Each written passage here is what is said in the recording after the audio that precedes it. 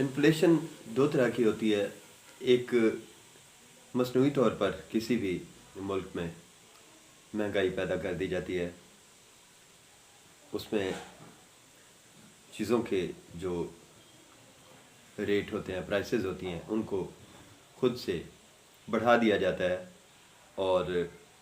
जो अशिया मौजूद होती हैं मार्केट में उनको स्टोर करके गैप कर दिया जाता है, ज़ख़ीरा कर दिया जाता है और आवाम को कहा जाता है कि हमारे पास जो अशिया हैं वो कम दस्तयाब हैं, इसलिए इनके जो दाम हैं या रेट्स हैं वो बढ़ा दिए गए हैं। दूसरा तरीका ये होता है कि अशिया जो हैं मौजूद होते हुए अशिया को सर्द खानों में रख दिया जाता है किसी और वक्त के लिए, या फिर अशिया को गोदामों में ज़ख़ीरा कर लिया जाता है खुश्क अजनास को, और आवाम को कहा जाता है कि अशिया जो है नापैद हो गई हैं, या अशिया जो है गला है या दूसरी इस्तेमाल की अशिया हैं या फल हैं, सब्ज़ियां हैं, ख़राब हो गई हैं, इसलिए हुकूमत को बाहर से दरामद करना पड़ रही हैं। लिहाजा बाहर से जो हमें सब्ज़ियां हैं या गला है, गंदम है, ज़रई अजनास हैं, दरामद करते हुए इनकी जो कीमत है वो ज़्यादा देना होगी। नतीजा ये होता है कि आवाम को ज़्यादा टैक्सेस अदा करना पड़ते हैं, जिसकी वजह से महंगाई बढ़ जाती है। तीसरा जो है मसला ये होता है किसी भी मुल्क में कि जैसे IMF है, इंटरनेशनल मॉनिटरिंग फंड, या हम कहीं से भी कोई भी मुल्क कर्ज़ा लेता है। अब जब कर्ज़ लेते हैं तो कर्ज़ की शरैत इतनी सख्त होती हैं कि कर्ज़ देने वाले जो इदारे होते हैं वो उस मुल्क पर भारी पाबंदियाँ या शरैत इस तरह की आयद करते हैं जिनकी वजह से उस मुल्क की जो अवाम है वो महंगाई की चक्की में पिसने लग जाती है। उन पर जो टैक्सेस हैं उनका निफाज होता है, उनकी जो सर्विसेज हैं उन पे कट लगाया जाता है, उनकी जो तनख्वाहें हैं उन पे कट लगाया जाता है, या उनकी जो मराहत हैं उन पे कट लगाया जाता है, या फिर मुल्की जो मामलात हैं, अशिया व खिदमात हैं, उन पे इतने भारी टैक्सेस लागू कर दिए जाते हैं, या लोग जो चीज़ें इस्तेमाल कर रहे हैं उनको महंगा कर दिया जाता है ताकि जो कर्ज़ है वो उतारने के लिए आसानी पैदा हो। अब इस आसानी के चक्कर में लोगों को मुश्किल में डाल दिया जाता है। तो इस अमर को, इस मसले को हम इन्फ्लेशन कहते हैं, महंगाई कहते हैं। अब इसका जो नतीजा निकलता है वो बड़ा भयानक होता है किसी भी मुल्क की आवाम के लिए। वहाँ की जो आवाम है वो बहुत ज़्यादा मुश्किल एक दौर से, क्राइसिस से गुजरने लगती है।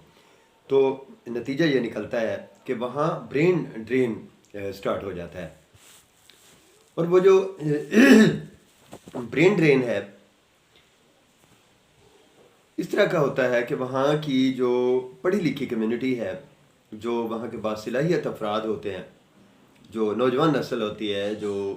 तजर्बाकार वहाँ के स्किलफुल लोग होते हैं, जैसे हुनरमंद अफराद में इंजीनियर हैं, डॉक्टर्स हैं, या होटलिंग से मुतल्लिक़ अफराद हैं, ज़राई माहिरीन हैं, ज़राई इंजीनियर्स हैं, एजुकेशनिस्ट हैं, मुहक्किकीन हैं, और इस तरह के जो लोग हमारे काबिल, ख़ास तौर पे डॉक्टर्स हैं, हमारे जो मेडिकल फील्ड से या PhD डॉक्टर्स हैं, इनकी एक भारी तादाद, जो लाखों की तादाद हम कह सकते हैं, बैरूनी ममालिक ख़ास तौर पर उन ममालिक का रुख करने लग जाती है, यूरोपियन ममालिक का, जहाँ इन्हें उम्मीद है कि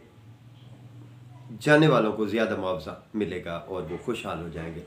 अब इस खुशहाली के चक्कर में